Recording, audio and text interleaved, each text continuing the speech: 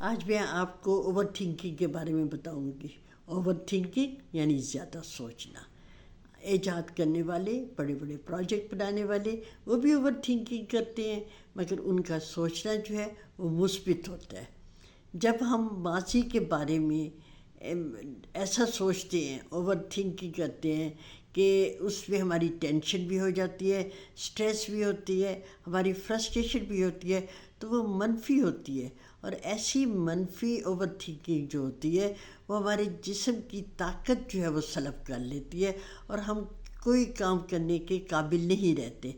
مثلاً ایک فرد جو ہے وہ ماضی کے بارے میں اوور تھنکنگ کر رہا ہے، تو ماضی کے بارے میں وہ کہے گا کہ اگر میں یوں کرتا، اگر ابو یوں کرتے، اگر فلاں اس طرح کرتا، تو یہ بالکل اسی طرح ہوگا جس طرح دودھ جو ہے وہ زمین پہ گر جائے، اسے اٹھایا نہیں جا سکتا۔ اور کچھ جو ہیں وہ مستقبل کے بارے میں بھی کر رہے ہوتے ہیں، اور وہ بھی بالکل اس طرح ہے جس طرح دودھ میں مدھانی چلانی، اور تاکہ مکھن نکالا جائے، دودھ ہے ہی نہیں۔ تو کیا فائدہ اس طرح کی اوور تھنکنگ کا، مثبت اس کے ماضی اور مستقبل کے بارے میں؟ تو اس میں یہ ہے کہ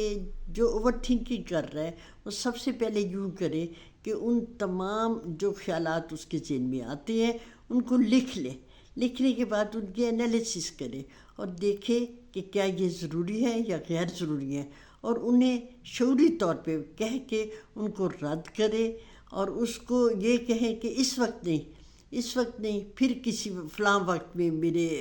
جو ہے ذہن میں آنا۔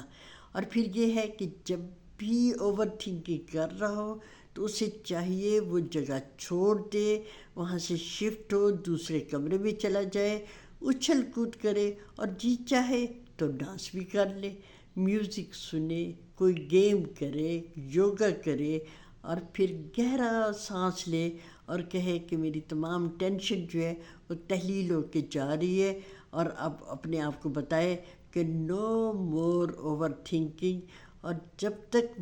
اس کے دماغ میں وہ خیال نہیں رہ جاتا، خیال رہتا ہے اور نکل نہیں جاتا، اس وقت تک وہ حرکت میں رہے، اور اس میں وہ ویٹ لفٹنگ بھی کر سکتا ہے، اس میں سیر بھی کر سکتا ہے، مساج کرے، میڈیٹیشن کرے، اپنی جو چیزیں ہیں جو ارینجنگ ہیں ان کو ارینج کرنا شروع کرے، اپنے آپ کو طاقتور سمجھے، اپنے آپ کو یوں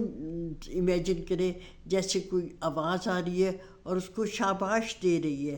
اپنے آپ اپنی اتھارٹی سمجھے، اپنے آپ کو حق کرے، اور اس میں یہ ہے کہ اپنے